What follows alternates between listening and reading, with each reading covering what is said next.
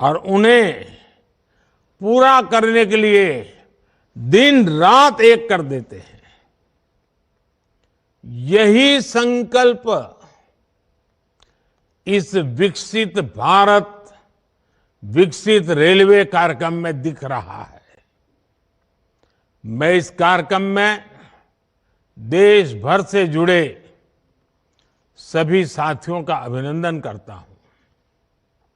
हमारे साथ 500 से अधिक रेलवे स्टेशनों और 1,500 से ज्यादा दूसरी जगहों से लाखों लोग जुड़े हैं।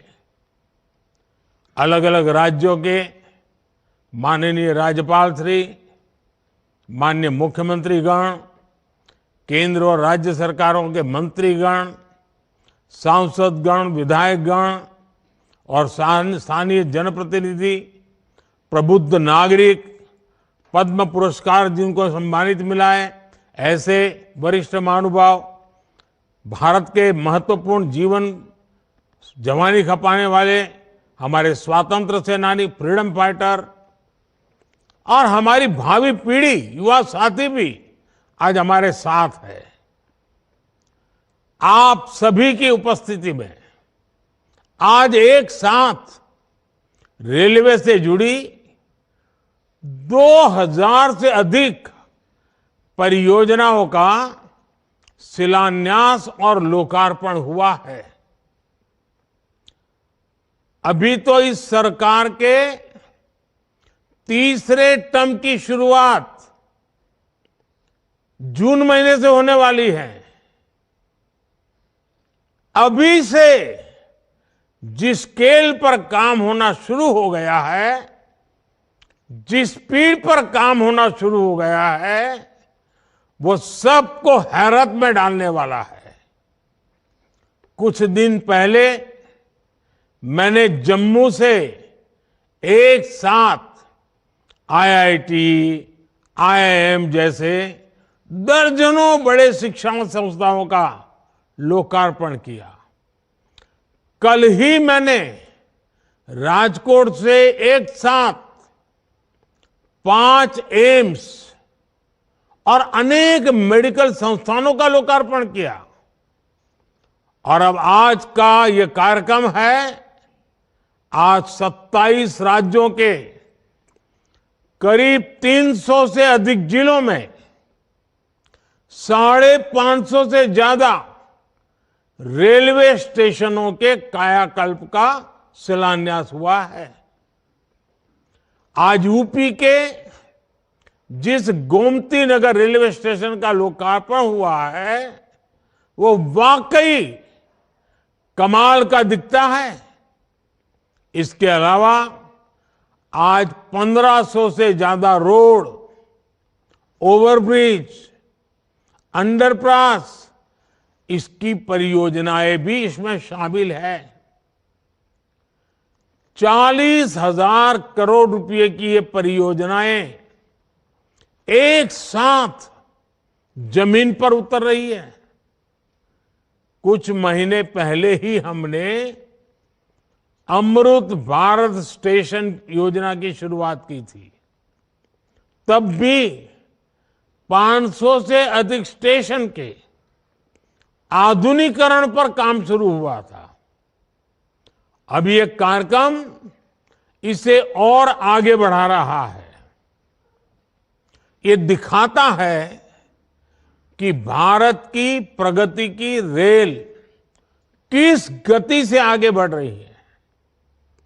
मैं देश के विभिन्न राज्यों को, वहां के सभी मेरे नागरिक भाई बहनों को अनेक अनेक शुभकामनाएं देता हूं।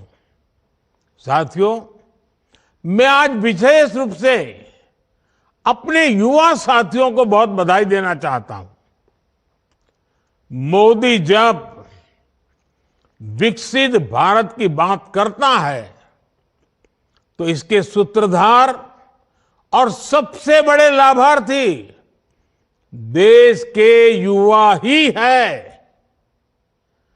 आज की इन परियोजनाओं से देश के लाखों नौजवानों को रोजगार और स्वरोजगार के नए अवसर मिलेंगे।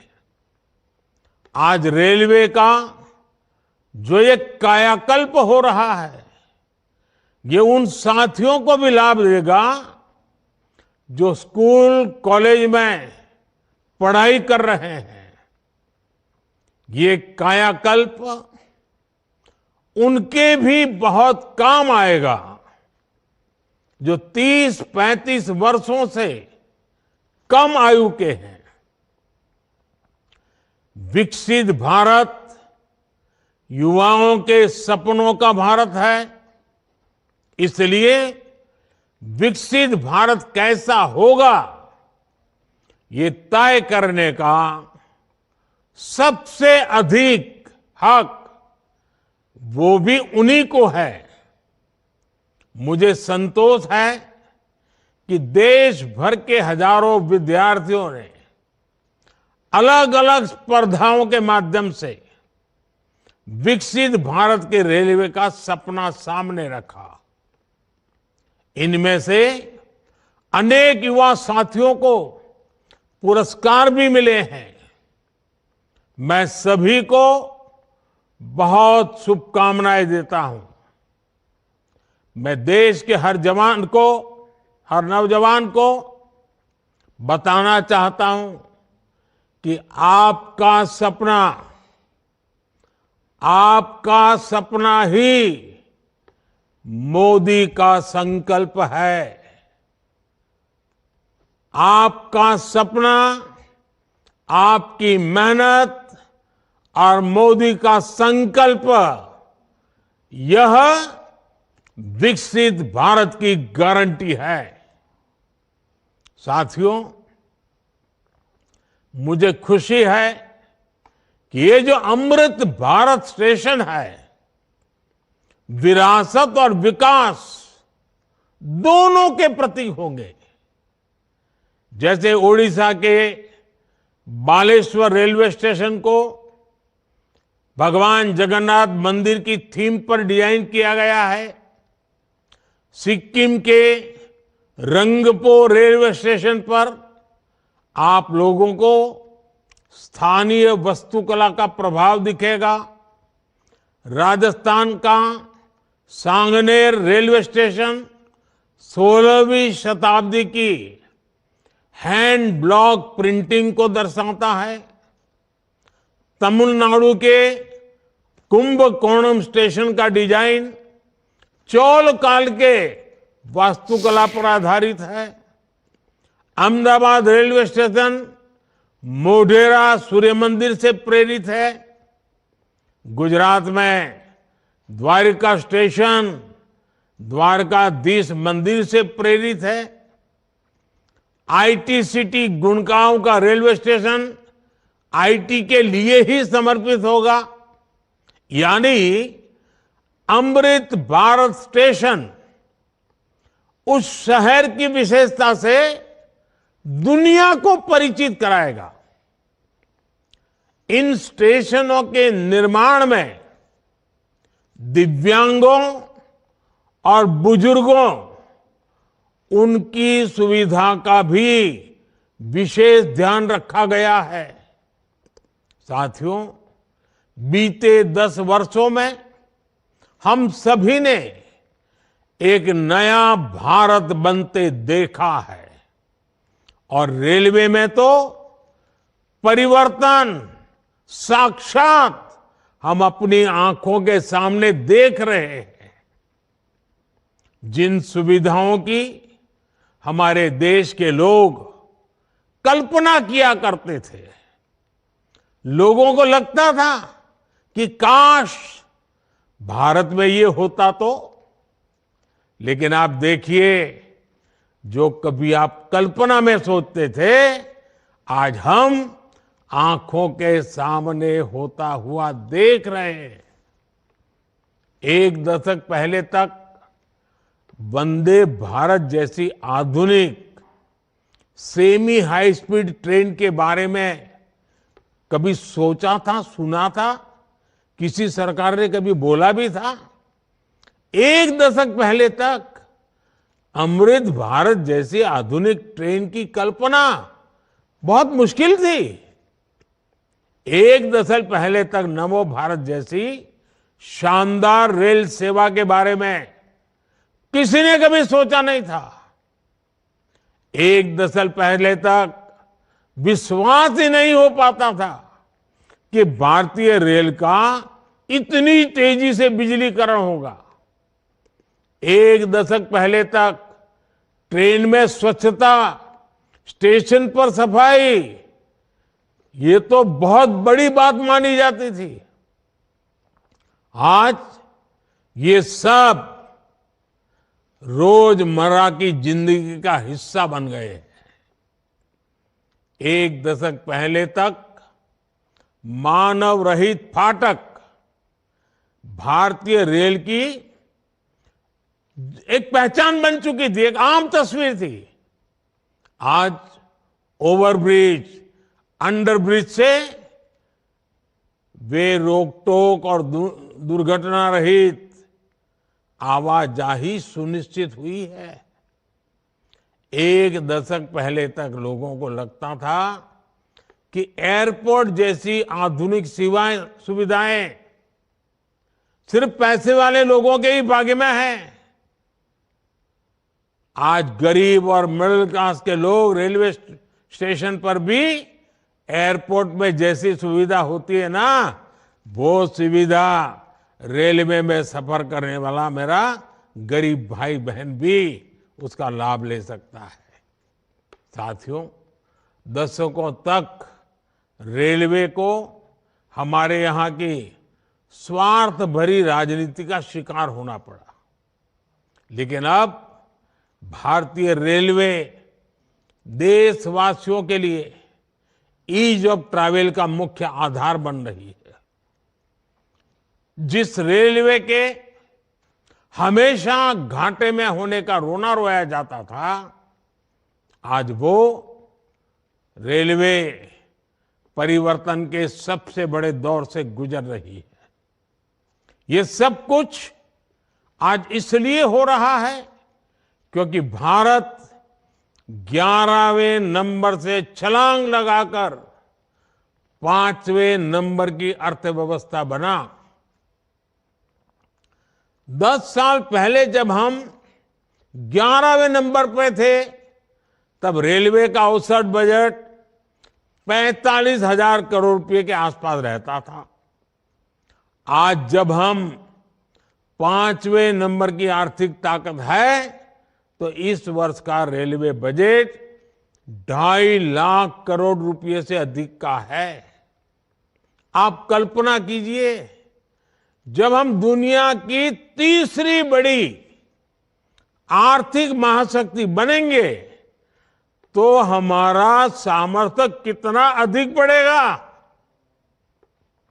इसलिए मोदी भारत को जल्द से जल्द दुनिया की तीसरी सबसे बड़ी अर्थव्यवस्था बनाने के लिए जी जान से जुटा है। लेकिन साथियों, आपको एक और बात ध्यान रखनी है। नदी नहर में पानी चाहे कितना भी क्यों ना हो, अगर मेड़ टूटी हुई हो तो किसान के खेत तक बहुत ही कम पानी पहुंचेगा। इसी तरह बजट चाहे कितना भी बड़ा हो, अगर घोटाले होते रहें, बेईमानी होती रहे, तो जमीन पर उस बजट का असर कभी नहीं दिखता। बीते 10 वर्षों में हमने बड़े बड़े घोटालों को, सरकारी पैसे की लूट को बचाया है। इसलिए बीते 10 वर्षों में नई रेलवे लाइन बिछाने की गति दोगुनी हो गई। आज जम्मू कश्मीर से लेकर नॉर्थ ईस्ट तक ऐसे स्थानों तक भी भारतीय रेल पहुंच रही है जहां लोगों ने कभी कल्पना भी नहीं की थी। ईमानदारी से काम हुआ, तभी 2,500 किलोमीटर से अधिक डेडिकेटेड फ्रेट कॉरिडोर का काम हुआ है। यानी आपने टैक्स के रूप में, टिकट के रूप में जो पैसा दिया, उसकी पाई पाई आज रेल यात्रियों के हित में ही लग रही है। हर रेल टिकट पर भारत सरकार करीब करीब 50% डिस्काउंट देती है। साथियों, जैसे बैंक में जमा पैसे पर ब्याज मिलता है, वैसे ही इंफ्रास्ट्रक्चर पर लगी हर पाई से कमाई के नए साधन बनते हैं, नए रोजगार बनते हैं। जब नई रेल लाइन बिछती है तो मजदूर से लेकर इंजीनियर तक अनेक लोगों को रोजगार मिलता है। सीमेंट, स्टील, ट्रांसपोर्ट जैसे अनेक उद्योगों, दुकानों में नई नौकरियों की संभावनाएं बनती हैं। यानी आज जो ये लाखों करोड़ रुपए का निवेश हो रहा है, ये हजारों प्रकार के रोजगार की गारंटी भी है। जब स्टेशन बड़े और आधुनिक होंगे, ज्यादा ट्रेनें रुकेगी, ज्यादा लोग आएंगे, तो आसपास रेहड़ी पटरी वालों को भी इससे फायदा होगा। हमारी रेल छोटे किसानों, छोटे कारीगरों, हमारे विश्वकर्मा साथियों के उत्पादों को बढ़ावा देने वाली है। इसके लिए वन स्टेशन वन प्रोडक्ट योजना के तहत स्टेशन पर विशेष दुकानें बनाई गई है। हम रेलवे स्टेशनों पर हजारों स्टॉल लगाकर उनके उत्पाद बेचने में भी मदद कर रहे हैं। साथियों, भारतीय रेल यात्री सुविधा ही नहीं है, बल्कि देश की खेती और औद्योगिक प्रगति का भी सबसे बड़ा वाहक है। रेल की गति तेज होगी तो समय बचेगा। इससे दूध, मछली, फल, सब्जी ऐसे अनेक उत्पादन तेजी से मार्केट पहुंच पाएंगे। इसमें उद्योगों की लागत भी कम होगी। इससे मेक इन इंडिया को, आत्मनिर्भर भारत अभियान को गति मिलेगी। आज पूरी दुनिया में भारत को निवेश के लिए सबसे आकर्षक माना जा रहा है। इसका एक बड़ा कारण ये आधुनिक इंफ्रास्ट्रक्चर भी है। आने वाले 5 वर्षों में जब ये हजारों स्टेशन आधुनिक हो जाएंगे, भारतीय रेल की क्षमता बढ़ जाएगी, तो निवेश की एक और बहुत बड़ी क्रांति आएगी। भारतीय रेल को अपने कायाकल्प के इस अभियान के लिए मैं एक बार फिर अनेक अनेक शुभकामनाएं देता हूं और सभी देशवासियों को भी एक साथ इतना बड़ा कार्यक्रम का हिस्सा बनना, एक ही कार्यक्रम में लाखों लोगों का जुड़ना, सभी आदरणीय मुख्यमंत्रियों का समय निकालना, गवर्नर का समय मिलना, ये अपने आप में आज का ये कार्यक्रम शायद हिंदुस्तान में एक अनेक प्रकार की नई संस्कृति को लेकर के आया है। मैं मानता हूं ये रचना बहुत ही उत्तम प्रकार की आज के कार्यक्रम में रचना बनी है। आगे भी हम इसी प्रकार से समय का सर्वाधिक अच्छा उपयोग करते हुए विकास की गति को एक साथ चारों दिशाओं में तेजी लाएंगे, ये आज हमने देख लिया है। आपको भी मेरी बहुत बहुत शुभकामनाएं हैं। बहुत बहुत धन्यवाद।